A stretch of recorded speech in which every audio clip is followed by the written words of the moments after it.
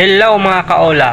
For today's video ay pag-uusapan natin itong bagong mensaheng pinadala sa akin ng online lending app na mayroon na daw akong kasong istapa. Pero bago yan, kung bago ka pa lang sa aking channel, huwag mo namang kalimutan mag-like at subscribe at pindutin na rin yung notification bell para updated ka sa mga bago kong video. So ayun nga mga kaola, narito yung mensaheng pinadala sa akin. Babasahin ko sa inyo.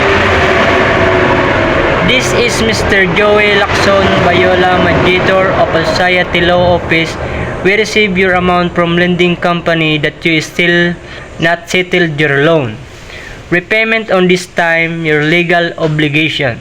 Please do reply to this message or answer our calls. Otherwise, we will take all possible legal action. This in accordance to Article 315 of Philippine Constitute Istapa case. You can pay on 7-Eleven, Mlawyer, RD Pawn Shop, or GCash. So ayun nga mga kaola, sabi dito, kailangan ay naipasa na daw sa Society Law Office yung aking kaso, yung aking loan.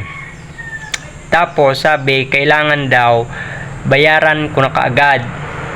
Kasi pag hindi ko raw nabayaran, gagalawa na daw sila ng legal action. Yun, kakasuhan na daw ng istapa.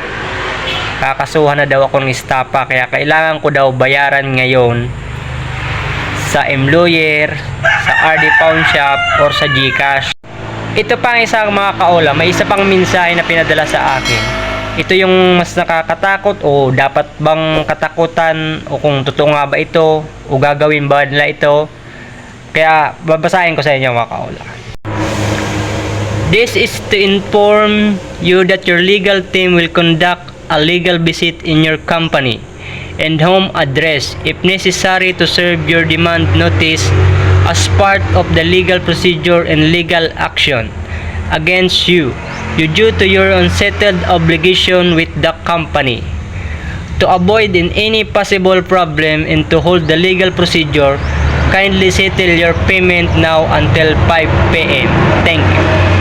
So ayun nga mga kaola, sinasabi dito na ini-inform daw nila ako na magkakandak daw sila ng legal visitation sa aking company o sa aking pinagtatrabahuan, at magkakandak din sila ng legal visitation sa aming address o sa aking barangay para daw mag-serve ng demand notice. Ewan ko lang mga kaola kung totoo ito, o bahala kayo o maniniwala kayo dito, pero sa akin parang hindi naman totoo eh. Kasi ito mga kaola, pakinggan nyo yung huling sinabi dito sa text message. To avoid any possible problem and to hold the legal procedure, kindly settle your payment now until 5 p.m. only. Thank you. So ayun nga mga kaola, sinasabi naman dito na pwede daw maiwasan ang ganitong pangyayari, o wag na daw matuloy ang ganitong mga proseso, ay kailangan bayaran ko na lang daw hanggang 5 p.m. So ayun nga mga kaola, i-update ko kayo kung anong mangyayari pag hindi ako nagbayad hanggang 5 p.m. o hanggang kinabukasan. I-update ko sa inyo. Kaya kung interesado kang malaman o kung interesado ka sa mga ganitong video, huwag mong kalimutang mag-like at subscribe at pindutin yung notification bell para updated ka sa mga susunod na mangyayari dito.